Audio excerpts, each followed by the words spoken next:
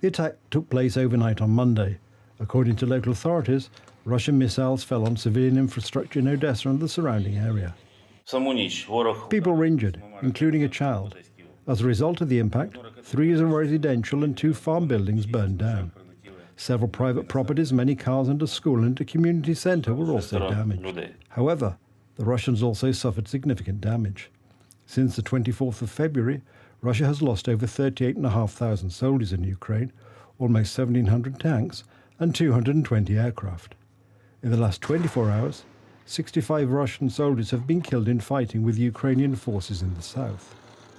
And another 2 Russian ammunition and enemy stores were destroyed. In view of the growing personnel shortages in Ukraine, the Russian command is faced with the dilemma of whether to send additional forces to continue the offensive in Donbass or to defend itself against Ukrainian counterattacks. One more important news about the security service of Ukraine. A personnel audit is in progress. The issue of dismissal of 28 officials of various ranks, various specializations. The reason is the unsatisfactory work efficiency. The armed forces of our country managed to inflict significant logistical losses on the occupiers. The Russian army is finding it increasingly difficult to maintain positions in the occupied territory. Spotting and neutralizing enemy forces is our job. The prospect is obvious. The Ukrainian flag will be in all our towns and villages. It's just a matter of time. Fierce fighting continues in the Donbass region. In combat, Ukrainian forces use foreign weapons and the skills gained during the training that American instructors have been conducting in Europe since April. We are constantly on the move because the enemy finds our positions and attacks us. During the operation in 2014-2018, we were able to stay in the same place for several days. But we don't do that anymore. The weapon is mobile, we can move without any problems. We fight for our land to defeat these villains.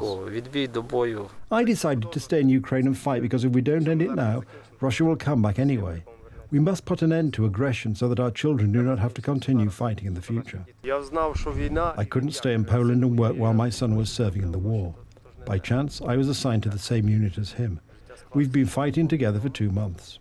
Training and supplementing the needs of the Ukrainian army are just a drop in the ocean of needs. That is why the head of the EU Foreign Affairs, Josep Borrell, has announced the transfer of another tranche of financial aid to support Ukraine's defenders.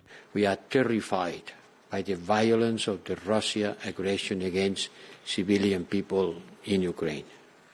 And there are also disturbing reports about the use of sexual violence as a weapon of war by the Russian troops. Russia continues to target fields and food stocks. Everybody has seen the images of wheat fields being burned. They continue blocking the exports from Ukraine. Meanwhile, Ukraine's First Lady, Olena Zelenska, met yesterday in Washington with US Secretary of State Antony Blinken. I am here at the invitation of First Lady Jill Biden.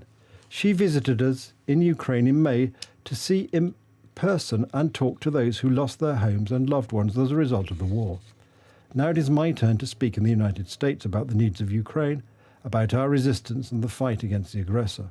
Olena Zelenska also met Samantha Power, the head of the United States International Development Agency, who donated billions of dollars for military and humanitarian support to the Ukrainian government.